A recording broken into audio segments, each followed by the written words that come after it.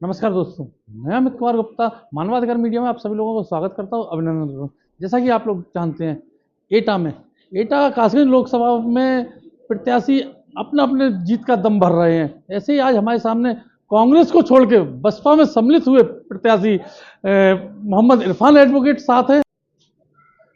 जानते हैं उनसे कि बहन जी ने उन पर उम्मीदें जताई हैं, क्या उम्मीदें जताई हैं कि वो आज एटा कासगंज लोकसभा से उन्होंने पर्चा फाइल किया है और जीत की दम भर रहे हैं। आइए मिलते हैं इरफान एडवोकेट से। नमस्कार सर। नमस्कार। जैसा कि बहन मायावती जी ने आप पर पूरा भरोसा जताया है, उस भरोसे को कितना सफल बनाने की कोशिश करेंगे आप? एटा में इतिहास बनेगा बसपा का। तो एटा की सीट बसपा के खाते में जाएगी और वो सीट मोहम्मद इरफान एडवोकेट के नाम से बसपा के खाते में गिनी जाएगी। जैसा कि हर पार्टी अपनी अपनी जीत का दम भर रही है, किन मुद्दों को लेके आप मैदान में उतरे हैं? देखिए, मैं एक समाज सेवक हूँ और मैंने समाज सेवा की है।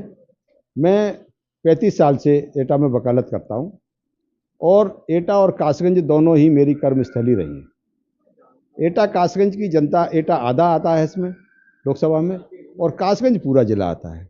3 लोग विधानसभा क्षेत्र कासगंज के हैं, 2 विधानसभा एटा और मारेरा एटा के हैं।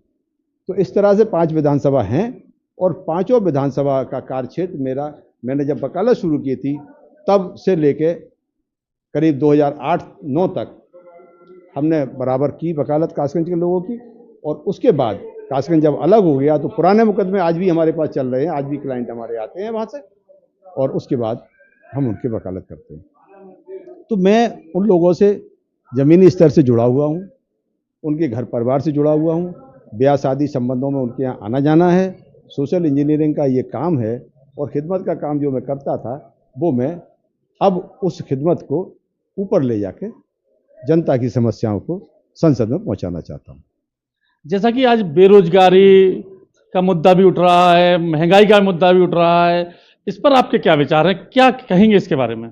देखिए, मेरा एक सपना है, मैं जो यहाँ के एटा के जनपद के कुटीर उद्योग हैं, कुछ उद्योग तो हमारे सकीट क्षेत्र में भी हैं, कुछ उद्योग हमारे गंजुनवाड़ा में है। अंसारी भाइयों के कपड़े का कारोबार बहुत बृहद स्तर पर होता था, अब वो बिल्कुल पीट दिया लोगों ने। मारेरा का कांच का उद्योग था, जलेसर की घुंघरू घंटी का उद्योग था, ये हमारे ज़िले के उद्योग थे। कुछ और गिलट का काम भी बहुत अच्छा होता था, गिलट की तोड़ियाँ बनती थी और गिलट के भी सामान वैसे बनते थे, तार खींचते थे। हमारे यहाँ मोहल्ले में तकिए में ही हमारे यहाँ गिलट की काफ़ी लंबी लंबी तारें खींचती थी, तो वो गिलट का भी काम पूरा चौपट हो गया। हमारा जो मुद्दा है बेरोजगारी को दूर करने का, कि इन जो बेरोजगार युवक हमारे एटा जनपद के, कासगंज जनपद के बाहर जाते हैं दूसरे जनपदों में रोजी रोटी की तलाश में, हम चाहते हैं उनको यहीं इंडस्ट्री खोलने के बाद उनको रोजगार यहीं मिल जाए। एटा में पैसे की कमी नहीं है, एटा में पैसे वालों की कमी नहीं है, लेकिन अगर कमी है तो सुविधा की है और सुविधा के लिए उन लोगों को अच्छे प्रयास की है जो यहाँ के जनप्रतिनिधियों ने नहीं दिए। जैसा कि एटा पिछड़े राज्यों में और जिलों में गिना जाता है, उस पर आपके क्या विचार है कि एटा को कहाँ पहुँचाना की सोच रहे हैं? इसीलिए तो एटा पिछड़े जिलों में गिना जाता है कि यहाँ का विकास करने के लिए यहाँ के राजनेताओं ने कभी नहीं सोचा। अगर वो सोच लिए होते, अब गलती हमारी भी है, हमारे यहाँ की क्षेत्र के लोगों की भी है। उन्होंने किसी पढ़े लिखे समझदार को, किसी डॉक्टर को, किसी इंजीनियर को या किसी अच्छे वकील को उसमें अपना जनप्रतिनिधि नहीं चुना। उन्होंने चोर उचक्कों को चुना, उन्हें गुंडे मवालियों को चुना, उन्हें माफियाओं को चुना। तो उसका तो जैसा आदमी जाएगा वैसा ही तो काम करेगा। उस हिसाब से आप किसी भले आदमी को, शरीफ आदमी को, किसी कानून के जानकार को, किसी डॉक्टर को आप चुन करके भेजते तो वो यहाँ के विकास के बारे में सोचता।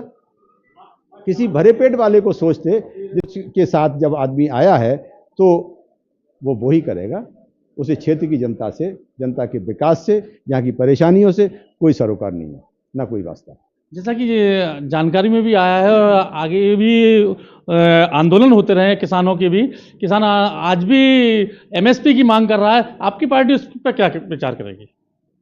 देखिए, इस पार्टी के बारे में आप जानते हैं मैं 42 साल कांग्रेस में रहा हूँ और मैंने किसानों की लड़ाई लड़ी है। मैं किसान कांग्रेस का प्रदेश महासचिव भी था।